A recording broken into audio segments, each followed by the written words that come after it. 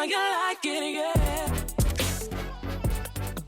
What's up, everybody, and welcome back to the We Don't Know TV podcast. My name is Leaf. I am your host. This is a podcast where we watch the first episode of a show and then we talk about it. So today I wanted to talk about Invincible. I've been recently reading the comic books because when the first season ended, I think they had a sale for like all 3 omnibuses. So I have like every Invincible comic and I've been reading them lately. No spoilers for those, but as of recording this, the first half of season 2 has come out, so I think that was like 4 episodes, and I was like, you know what, let me, with me reading the comic and waiting for the other half of the season to come out whenever that comes out, let me go back and watch the first episode. So if you are new here, what I like to do is I like to go through the plot. I also give you a little synopsis of the show. I forgot to pull it up, so I'm going to cut to that part now. Synopsis on IMDb reads, an adult animated series based on the Skybound/Image comic about a teenager whose father is the most powerful superhero on the planet. I think that's pretty fair without, spoiling anything about what the show is actually gonna get into. Like I was saying, if it's your first time here, I go through the plot beat by beat. That way you don't have to, and that way I don't miss anything. We start with 2 security guards talking outside of the White House. What's funny about this conversation is like, okay, what are we doing? We're already starting off with 2 security guards. Okay, turns out that there is a superhero evasion training coming up, and the one guy's like, why do I need to do this every year? It doesn't really make sense when you have people that can like shoot lasers and like control people's minds and have like super speed and stuff like that. Like, what am I supposed to do? I'm just a regular guy.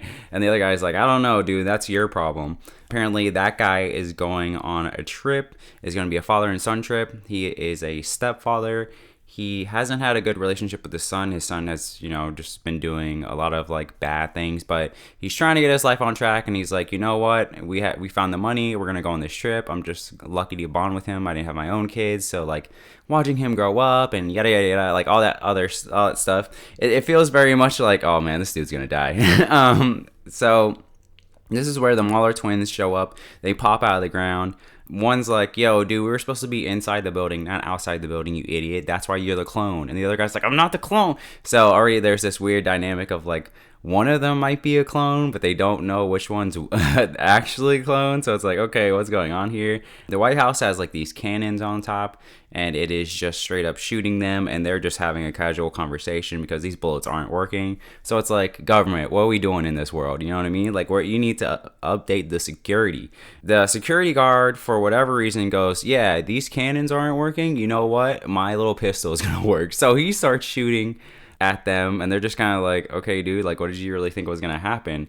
Then one twin gets up close, and the security guard shoots him in the eye, which I thought, and it actually works, which I thought was weird, because I was like, they're being barraged by all these bullets. I feel like one of them might have hit them in the eye, so like having to be point blank makes sense, but I was like, all right, that's a little weird, but we'll move past it.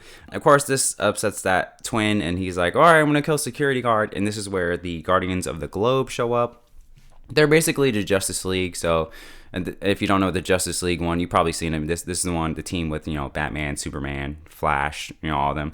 So this is kind of this world's version, almost exact, of that team. They show up, they start saving civilians. There's a small joke with like Red Rush where he's like, sorry, I had to move you guys really fast, so like you guys have to like gain your bearing, and everyone starts throwing up, and he's like, oh, I'm gonna throw up because you guys are throwing up, and he like dips, and I was like, all right, it's a little funny. I like that.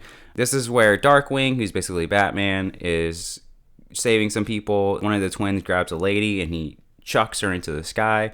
Darkwing is able to save her, but the truck that got thrown is about to fall on top of them. He has this little suit thing that's like holding it up just enough, and he's like trying to get out, and he's like, I can't get both of us out, but he gets the lady out. The truck's about to crush him, and this is where Omni-Man shows up. Now, Omni-Man, of course, lifts up the truck like it's nothing. Some debris is about to fall on him. He doesn't even notice because, again, he's Omni-Man. He's basically like Superman. And Darkwing blows it up, and he's like, thanks for helping me out. And he goes back to the fight. All the civilians are saved. The Guardians team up. They beat the hell out of the Mauler twins, and that is that. We cut to Mark, who is the son. He's on the toilet reading a comic. Mom barges in. He's like, hello, can I get some privacy? And she's like, whatever, I've seen everything. Like, don't worry about it. We then cut to them being in the living room. They're watching TV. They're like, oh, dad's fighting the or something's going on at the White House, and the mom makes a small thing about like, listen, they rebuilt the White House like twice a year. I doubt the president is even in there anymore, which is kind of like, oh, I guess it's just for show. But it does feel realistic that like the government would be like, even if the president isn't in there, that the government would be like, yeah, we still gotta have this building because it's like a monument to like freedom or whatever. The mom makes another comment, but we'll get to that at the end of the episode, so stay tuned. This is where Omni-Man comes home. Parents are doing that awkward thing where they're like, oh, let's go upstairs and get like all naughty or whatever. And Mark's like, please, like, parents, can we please? And they're like, hey, whatever, we're your parents, like, shut up. There's a small little mention of like, don't worry, Mark, like, you're gonna get your powers one of these days. Parents dip. Mark is about to go to school, and he's like, come on, like, I want my powers. So he starts awkwardly jumping in front of the house, and the mailman sees him, and he's kind of like, what the hell? And he's like, oh, I just wanted to try out these new shoes, and he trips. We cut to Mark at his locker. This is where he meet his friend William. William's like, yo, you're so obsessed with Omni-Man, which I get it because Omni-Man is hot. This is Will talking. Because Omni-Man is hot, but like, yo, you gotta chill out with all that. And then he asks Mark if he wants to come play video games. And Mark's like, yo, I got a job. He's like, dude, why you have a job? Like, you're just gonna chill and live life. And Mark's like, dude, buying video games and comic books is expensive. Like, we have to have money for all that. This is where we meet Todd, who is harassing Amber. Mark is like, yo, I gotta step in. Will's like, don't, dude, you're gonna get beat up. He's like, no, I gotta try something. Like, and so Mark goes over and tries to stop it, and Todd and Lee starts beating him up. Amber gets a good kick in at Todd's nuts, and then Todd runs away. And that's kind of that. We cut to Mark, and he is throwing out the trash at work. He puts one in the bin, and the other one he just throws into the sky. And it was one of those small things where I was like, oh man, I wonder where that landed. The show doesn't tell you, but I was like, there's probably some poor person having a terrible day, and then a trash bag just comes and like explodes on them. But Mark goes home to tell his parents that he has superpowers. And this is where his dad just has like a blank, like he almost like stares off into the distance, and the mom has to kick him in the leg and be like, yo, say something, you idiot. And then he's like, oh yeah, that's so great, like we'll get your training, and we'll get you out there and see what you're really made of. And this is the first part where it's kind of like, something's a little weird here. I mean, there was a part earlier, but it didn't really affect me, so I didn't feel like bringing it up. But this is the first part where I was like, something's odd. I mean, granted, I know where he goes, but you know what I mean? Just pretending to be like a new viewer. So Mark goes upstairs. He's trying to go to sleep. He has a flashback of when he was little, and his dad is like, hey, you're half alien, I'm an alien. When you come of age on my planet, you leave to help other worlds that are, less fortunate, and you become their sole protector. Little Mark is like, oh, I'm going to be able to fly? And he's like, yeah, you're going to be able to fly someday. And so Mark, now a teenager, coming back to the scene, is like, I got to try. You know what I mean? I got to try. And I don't blame him because, you tell me that I can fly, I'm like, I got to try it out. You know what I mean? You got to do something. Either we're going to land off this roof or we're going to fly into the sky. And Mark ends up flying into the sky, but of course he doesn't know what he's doing, so he just keeps going straight up. Almost gets hit by a plane. Starts floating into space. This is where things look really dicey.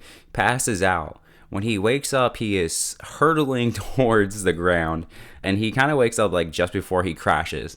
Nothing happens, surprisingly. His alarm goes off. Mark is absolutely exhausted, so it's kind of interesting of being like, oh, I guess flying is tiring, ? The show hasn't told us at this point, but it would be a nice little aspect to having superpowers, because usually people have superpowers in movies or whatever, and it's kind of like, oh, you can just do them whatever, but the idea of being able to fly, right, and it being like, it's almost like another form of running. It's like, oh, of course you'd be tired. But, we don't really think about that in most contexts. It is time for Mark's official flying lesson with his dad. And he's flying around, Dad's giving him pointers. The interesting part, he's like, stopping is like peeing your pants on purpose. And Mark is like, what? He's like, yeah, you have to like, all your life you try not to pee your pants, but like slowing down is kind of like you have to consciously be like, no, I need to like stop, when you've always thought about not stopping or something like that, where it's like kind of confusing. And Mark's like, what? And he's like, yeah, just, he's like, here, we're gonna land here, like slow down. And Mark's like, I really can't. And it just crashes into the ground again. This is where Omni-Man's like, all right, let's try something else. How about we do some combat training? He asked Mark to throw a couple punches, and he's like, all right, I'm gonna come give you one. And he goes, boom, right, hits him right in the chest.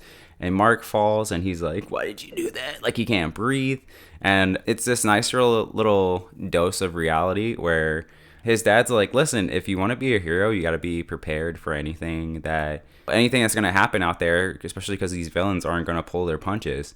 And again, it's another sense of realism that other superhero movies and shows don't really show context for, in terms of like the teenage heroes, of like, hey, when you go out there, like, things aren't going to be sweet. Like, people are out there to like hurt you and possibly kill you. You have to be ready to really like get your hands dirty, in a sense. Not dirty as in like kill, but you know what I mean. Like, you're gonna have to throw some punches and you're gonna have to take some punches. So Mark goes home. He goes straight up to his room. His mom's like, maybe you pushed him too hard today. And this is where Omni-Man snaps out of nowhere, and he's like, you questioning me? And she goes, whoa, where the hell is that coming from? And he's like, I'm sorry. He's like, I think Mark getting his powers, he's like, this changes everything. Maybe he shouldn't have gotten his powers. I was like, oh, okay, that's kind of interesting to hear in terms of what we'll eventually talk about at the end with the spoilers and where we are now. Because, you know, it seems in the beginning he was waiting for Mark to have powers, and now that Mark has powers, he's like, I don't know. It's like, bruh, what are you talking about? Let's unpack that a little bit. But we don't. We go back to school the next day. Todd immediately finds Mark, and he's like, all right, it's time to get your ass kicked. Like, Amber ain't here no more. And Mark's like, all right, go ahead, hit me. He's like, what? And he's like, go ahead, hit me. So he hits him, doesn't really phase Mark. He hits him again, doesn't really phase him. Mark's like, go ahead. He keeps going like, yeah, hit me, sure. And he's hitting it. Todd's hitting him, and nothing's really happening. And this is where Todd doesn't know what to do, so he's like, whatever, freak. And then he like leaves him, and then Mark is still pissed. He's like, I need to go hit something. And William's like, dude, he just walked away. You got nothing to hit. This is where we cut. Mark is now in a like made up costume. He has like a bandana around his face. He has like goggles on. We see a superhuman who's like made of stone. He's with two guys in suits. They're being chased and shot at by some people. Mark flies in. He takes down the guy who is the superhuman, who is named Titan.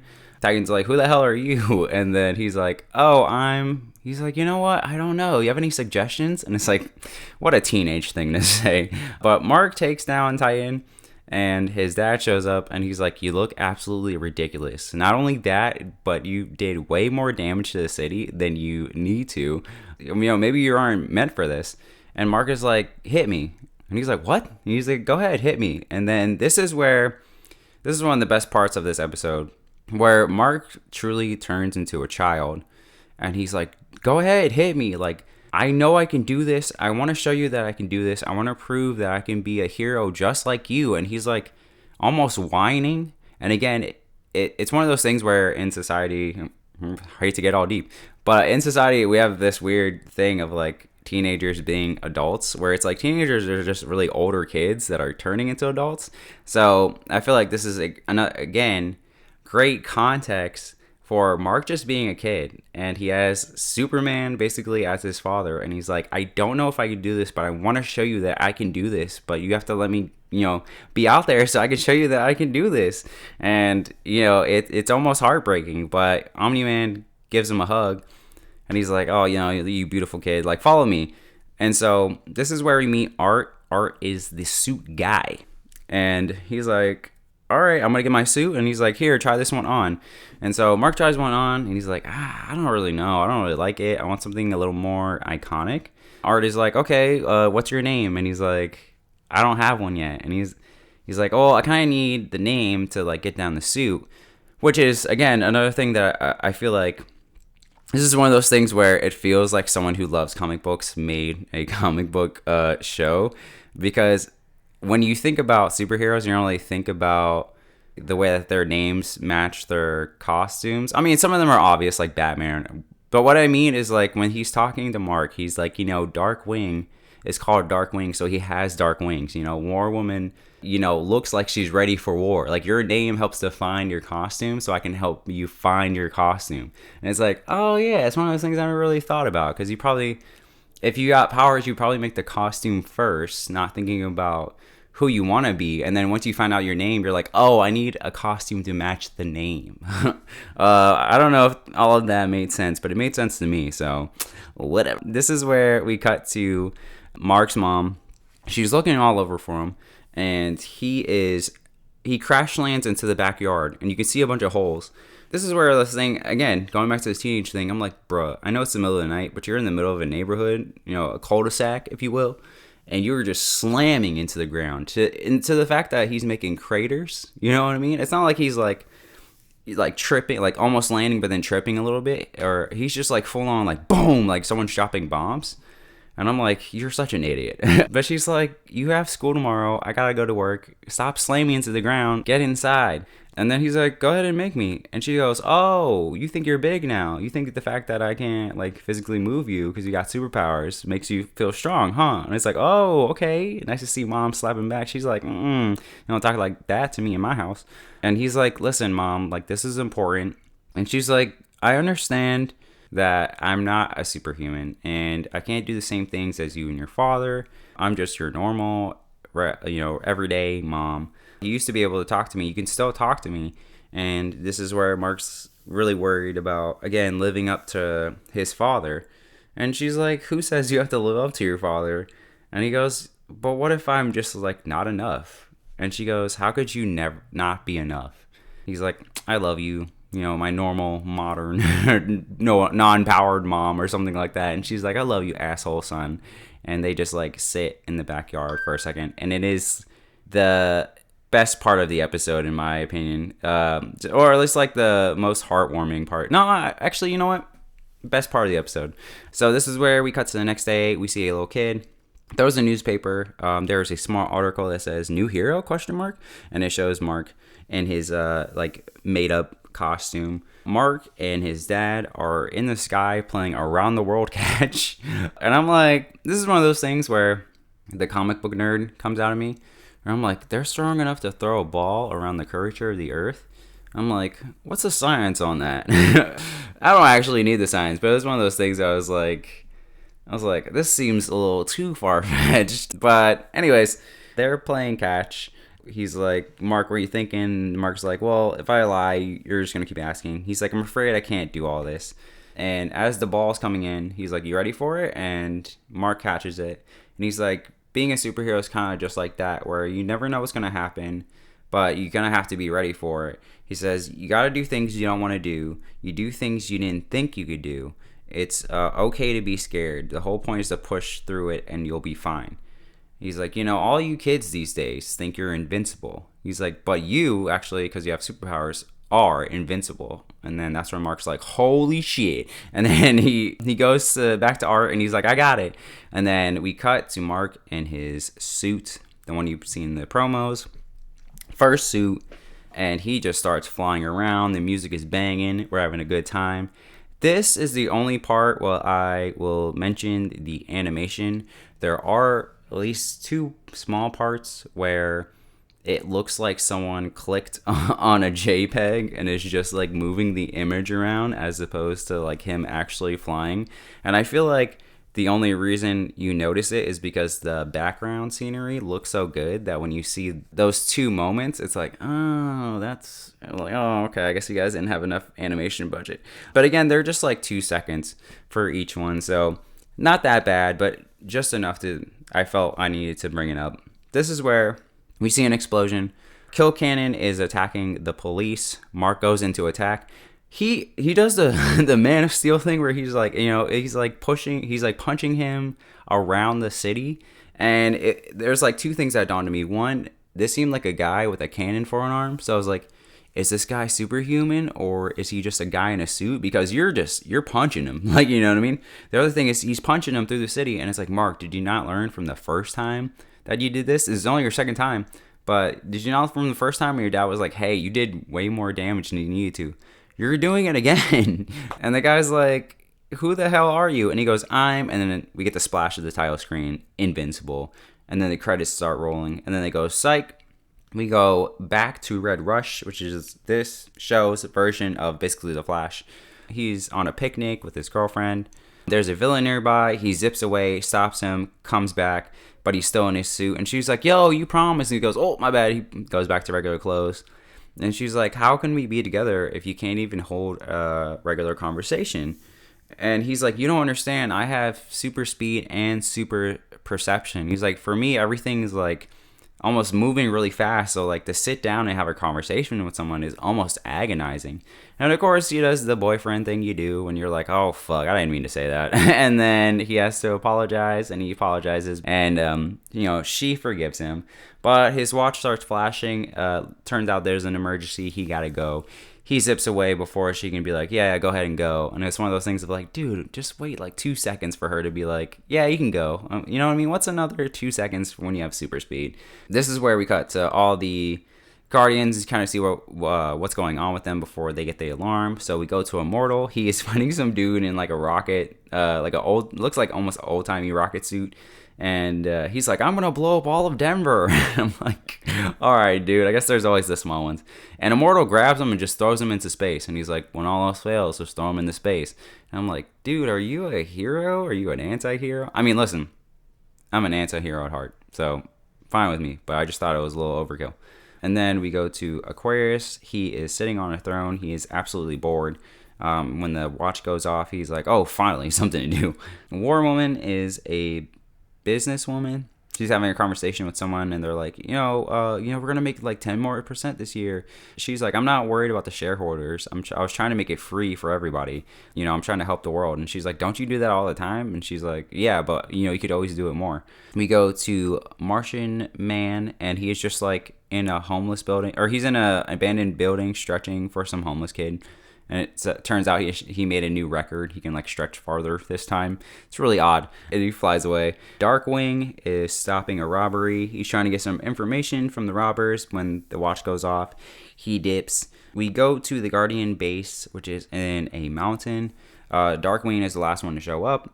Everyone's like, oh, why did you call us? And he goes, no, it's not me. And then as he says that, Red Rush sees something. He zips over, pushes Immortal out the way, and this is where you see Omni-Man coming with a punch that was aimed towards Immortal's head. And this, if you haven't seen it, I recommend you YouTube this, or just watch the first episode. But this is where Omni-Man comes, and he's out for blood. We don't know why, but he's out for blood. This is where the Guardians try their best to stop him. And the first one to go is Red Rush. I wrote down the way everyone dies. So Red Rush, Omni-Man grabs his head, starts to squeeze it. It's almost like they slow it down so we can really see what's going on. His eye pops out of his head. This man is punching Omni-Man with super speed punches to the chest, to the point where he is so desperate to live that he breaks his hands, and he's just slamming his wrists against Omni-Man's chest, but there's nothing he can do. So he gets his head crushed in. This is where everyone starts fighting. Darkwing, Omni-Man slams his head into the ground and then grabs him by the leg and then slams him the other way, and his spine like explodes out of his back. Right here, it's like, oh, the thing about this is it's not only violent, it's like semi-realistic violence where it's like, oh, gee, like, it's one of those things where I was almost like awkwardly laughing just because it's so like, oh my god, like I don't like my body didn't know how to respond. Even though I've seen this before, my body didn't know how to respond. So I was just like, Jesus Christ, like that, like, you know what I mean? When you see something so insane, it's like I don't know what I'm supposed to be saying to this. We go to Green Ghost. She gets stabbed through the head with his fist, and then as Aquarius goes to like blast her with water, Omni-Man holds up her dead body, and then Aquarius is like power washing her corpse. It's like, oh god. At some point, War Woman was trying to do something, and she gets her mace knocked out of her hand. Omni-Man grabs it, smashes it into Aquarius' head. He's down. Martian Man gets it the least violently. He's like transformed into like a rope kind of thing, and he like wraps around Omni-Man, but he has this little like pimple that moves around. That's like, I guess, his core or whatever. Omni-Man just rips that out and he's dead. I'm like, okay, that's not, so usually someone gets it shady. I guess someone in this point, had to get the least of it. War Woman, oh god, gets her head spun around the other way and she like drops down to her knees and then she like coughs up blood one last time and then dies. Immortal gets a hole through his stomach and then as Omni-Man walks up, he's like, why are you doing this? And then Omni-Man just chops his head off. We end the episode with Omni-Man. He looks actually tired, so I was like, oh, okay. So he's strong, but he's not like impossibly strong. And he passes out, and we cut to credits. So if it is your first time here, I have a 3-point rating scale. We got 1 and done, give it a chance, and I'm in. For this episode, I'm gonna give it an I'm in. I like that the show really showcased Mark feeling like a teenager who just wants to impress his super powerful dad and has no idea what he's doing as a teenager, and just having those range of emotions of like, trying to really show to his parents like, hey, I want to do this and I don't know if I'm good enough, and like, dad, I want to show that I'm good enough, please give me a chance that I'm good enough. And then even then, like I was saying, when he was fighting, what's his name, the cannon guy, how he's just like still slamming him through the city and causing more damage than I feel like he needs to. It just gives a sense of like there's still going to be like a learning curve for Mark to figure out how to be a hero, which is nice because we don't need the I figured it out in like a couple of days type thing that we get with a lot of other shows or mainly movies I'm thinking about. But when you have a show, you have more of a chance to really showcase the hero coming into their own and seeing the mistakes that they make along the way.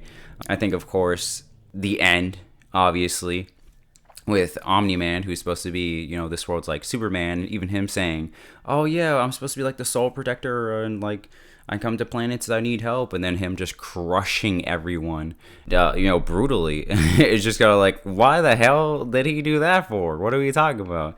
Like I was saying, my favorite scene is just having Mark and his mom have a conversation of her being like, listen, I don't know what you're going through, but you can always talk to me, and them just having that awesome heart-to-heart really grabbed me, and I was like, okay, yeah, I'm liking all the elements of the show. Granted, you still want to see more of the other characters and figure out like, hey, what is this really going to be about if the, essentially the Justice League, the Avengers of this world has just been taken out in the first episode. Where the hell are we going from here? Yeah, I think that it leaves such a big mystery at the end that you're like, I gotta see more, right? So real quick, I wanted to talk about some of the things in this first episode that would be a spoiler if you're not caught up on season 2 or if you haven't finished even this first season. So if you need to dip out, I get it. I appreciate your time. Thank you so much for coming. Catch up on the animated version of Invincible and then come back and listen to the rest of this. If you're going to stay, I am going to get into spoilers in 3, 2. So again, I am only talking about the show. I'm not talking about the comics. I'm still reading them. So, and that's a whole nother can of worms in itself. So I only want to talk about some of the things in this first episode that really was like, oh, okay, that's different watching this now, knowing where everything is currently at. Like I was saying in the beginning of the episode, when the mom was talking about, oh yeah, they always rebuild the White House. She's like, who is it this time that's like attacking the White House? Is it Doc Seismic or the Lizard League? So those are two. Well, Doc Seismic we saw in season 1. I think he showed up in one of the episodes in season 2. But the Lizard League is currently one of the villains in season 2. So I was like, oh, okay, this is already set up in the first episode. That's crazy. I forget the guy's name. I should have looked it up. But the first suit that Mark tries on is one of the new characters in season 2 suit, I'm pretty sure, or like an early version of it. So I was like, oh, that's crazy. It's what's his name? But again, I forgot to look up his name. But of course, the obvious thing of Omni-Man being evil. But that's why I thought it was weird when he was like freaking out when Mark goes up to his room and he's like, oh, I kind of wish Mark didn't get his powers. It's like, oh, who's talking right there? Because if it's Omni-Man, the true Viltrumite, right? Why would he say that? Is it because he actually does love his wife and he's like, now I gotta, I gotta set the plan into motion now and there's nothing I can do about it. Like, I kind of wish I had this regular life. Or is he just playing more into the character? I don't know if we've ever... I feel like this season will probably get more into kind of where Omni-Man is feeling, but I mean, even then, it's still just so unclear. So when he said that, I was like, oh, that's odd. But then, of course, the obvious things are, hey, yeah, we go to planets and we're the soul protector, which I thought was so funny because it's like, yeah, you're the soul invader. That's what you are. You guys aren't protecting anything. Oh, protect you if you're under the Empire, that is. And then there was this small moment where, and I didn't bring it up earlier, when they're fighting the twins in the beginning, there's like 3 security guards that are falling out of the sky.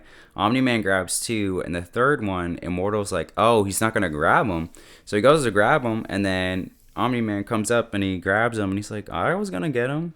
But Omni-Man's so chalant when he's talking to the Guardians, it's almost like he's bored. He's like, oh, whatever. Yeah, just kind of like, what, like, no one can really hurt me, so it is what it is. Like, I'll help out, but no big deal. Like, superheroing is like his 9 to 5. like his actual, like, yeah, I guess I'll show in and I'll save some people and whatever. So I was like, oh, I wonder if that was trying to foreshadow, like, something's a little off. Because even Immortal was looking at him like, why didn't you save all 3 at once, my guy? Like, something, like, it seemed like you were going to let them fall. But they never really tap into that. So I was like, okay. But I think that's it on the things I wanted to talk about. Just some of the stuff I noticed on this first episode that I was like, oh, this goes all the way to season 2. It's only the first episode. That's crazy. But yeah, I'm going to stop here before I start rambling and saying nonsense for any more time. I appreciate you for listening. I will upload the next episode next Tuesday, so I will see you then. And yeah, peace.